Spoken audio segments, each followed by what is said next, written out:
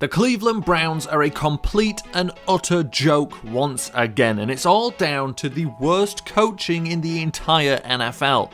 Freddie Kitchens is making sure that no other name is mentioned when the conversation revolves around the worst head coach in the entire league. Jason Garrett can't even compete no matter how often he ices his own kicker, and despite Adam Gase being the head coach of the only team in NFL history to lose to two teams with records of 0-7 or worse in one season, the Jets look like a steadfast galleon compared to the sinking ship of Cleveland. A team is a reflection of their head coach, and the Cleveland Browns are a dysfunctional, immature mess. Freddie Kitchens is a dysfunctional, immature coach who is quicker to throw his own daughters under the bus than he is to take responsibility for, well, anything. So let's talk about the t-shirt. For those out of the loop, and I don't think there is anybody left at this point, Kitchens was seen sporting a t-shirt that said Pittsburgh started it just days before their rematch against the Steelers.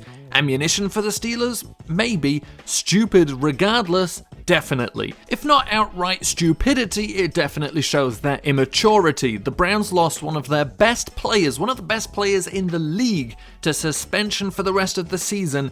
If I'm anyone on that team, I don't find the situation funny. Now, correct me if I'm wrong, but I didn't hear about John Gruden wearing a Jack Doyle could have moved t-shirt after Burfict was suspended. Jack Doyle could have moved t-shirts available in the link in the description below. As an excuse, he threw his daughters under the bus because they bought it for him. And you know what? Part of me thinks he actually believes that's a decent excuse.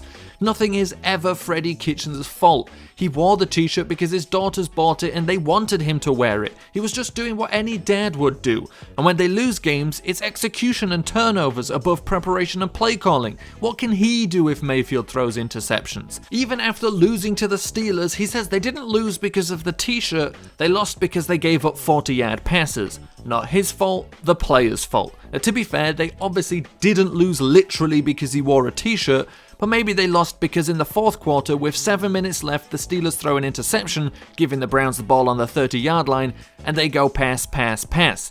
If Dan Orlovsky can tell you that's a bad idea, a man who forced a safety on himself, then it's definitely a bad idea. More importantly, I haven't really heard anyone talk about the fact that Kitchens' terrible game management and play calling is responsible for Mayfield injuring his hand. With 16 seconds left and no timeouts in the first half, the ball on their own 36-yard line, Kitchens calls a deep pass play, a complete waste of time, and it's also the play that Mayfield injured his hand on. Freddie Kitchens is likely going to lose his job at the end of the year, and realistically speaking, Mike Tomlin should be winning Coach of the Year, and nothing illustrates the stark differences between the two coaches better than what I saw in this game.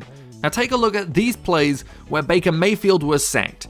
Now take a look at these plays where Duck Hodges completed those 40-yard plays that Kitchens referenced as being the reason they lost the game. Did you notice a difference? The Steelers, according to Football Outsiders, have the third best pass blocking line in the NFL. Yet on every deep attempt, there is a running back helping with the pass block.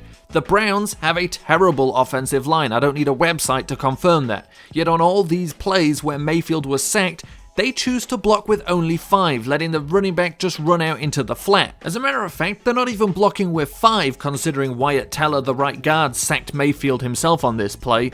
In most situations, they're blocking 5v4, it's not working, and the most they do is get a running back to chip and slip into the flat, and here you see Kitchens' tactical naivety, which is likely a result of his being an offensive coordinator for little over a year. He wants as many options as possible for Mayfield to throw to, rather than leaving someone back to help with the pass block, and on only one of these sacks, they had a tight end blocking. Kitchens isn't putting his players into situations where they can succeed, and then blames them for not succeeding.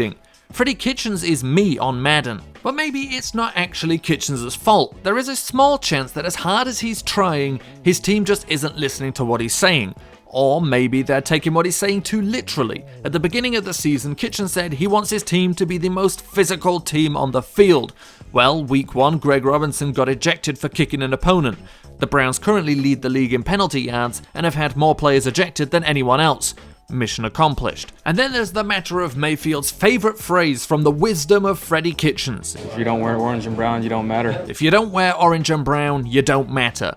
which should also mean that if you do wear orange and brown, you do matter and players should listen to you. My point here is that I can think of some people that wear orange and brown on a daily basis that might have told Myles Garrett that assaulting Mason Rudolph is a good idea. Okay, so they mostly wear orange, but sometimes it's brown, but obviously that's not what he meant when he said that. I think it's more likely alluding to the fact that a baby in an orange onesie with a filled diaper shows as much intelligence as Freddie Kitchens has this season. I'm not typically a negative person that makes these kinds of videos, but after the Browns lost the most important game of their season, important to their playoff hopes, and important in moving past the Myles Garrett drama, I just felt I had to add my thoughts. I didn't jump on the Browns bandwagon before the season. I wasn't buying into a young and inexperienced team making it deep into the playoffs, but now that the wagon is going in the other direction, I'm ready to hop on and chase Kitchens out of Cleveland with a pitchfork and torch in hand.